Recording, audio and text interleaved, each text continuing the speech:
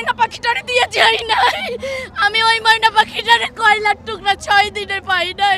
আমি 4 দিন পরে ডিএনএ করে তারপর আনছি ভাই। আমার মেয়ে বারবার যে বলে আম্মু আম্মু আমারে কোচিং এ দাও। যারা কোচিং করে তাদেরকে আদর করে, যারা কোচিং না করে তাদেরকে আদর করে না।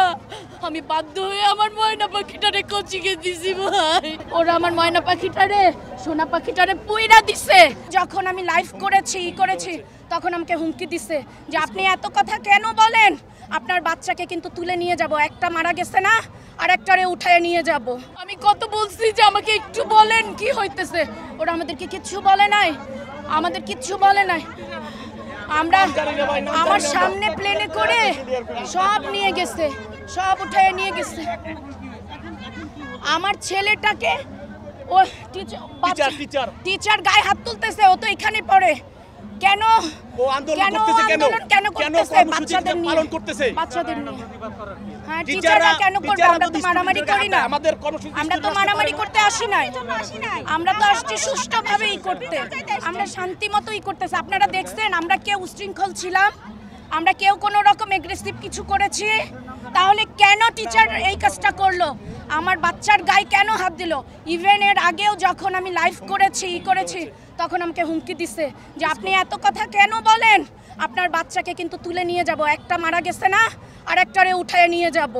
এই কথাও আমাকে ফোনে বলা হয়েছে। আমাকে বারবার বলে আপনি আসেন আমাদের সাথে বসেন। কেন বসবো? আমি স্কুলে আমার ময়না পাখিটারে দিয়ে যাই নাই। আমি ওই ময়না পাখিটারে কয়লার টুকরা 6 দিনে পাই নাই। আমি 4 দিন পরে ডিএনএ করে তারপর আনছি ভাই। আপনারা কি এটার বিচার করবেন না? কেন করবেন না? আপনারা কি কথা বলবেন না? আজকে আমার ছেলে করায়, আমার ছেলের গায়ে হাত তোলে কেন? টিচারকে এই রাইট কে দিছে? আমি নুরুন নবীর বিচার চাই, আমি মাইলস্টোন বন্ধ করতে চাই, আমি আর কিছু চাই না।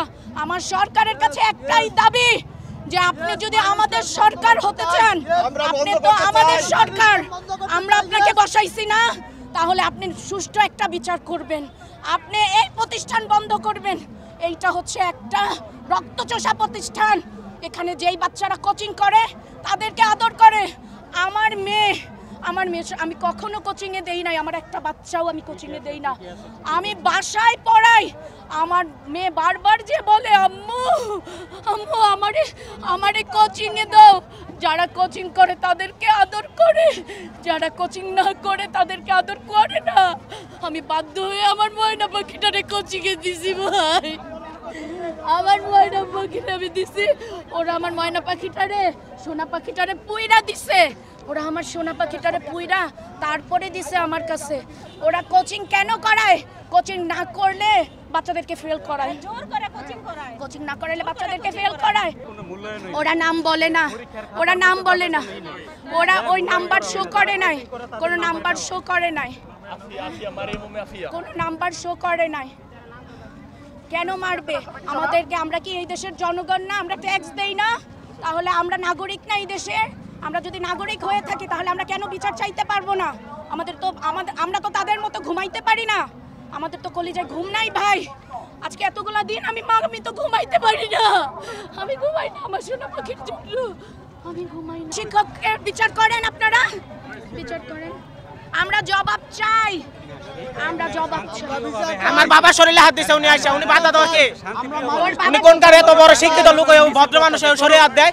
আমার বুক কেন খালি হলো? এই জন্য আমরা বিচার চাই।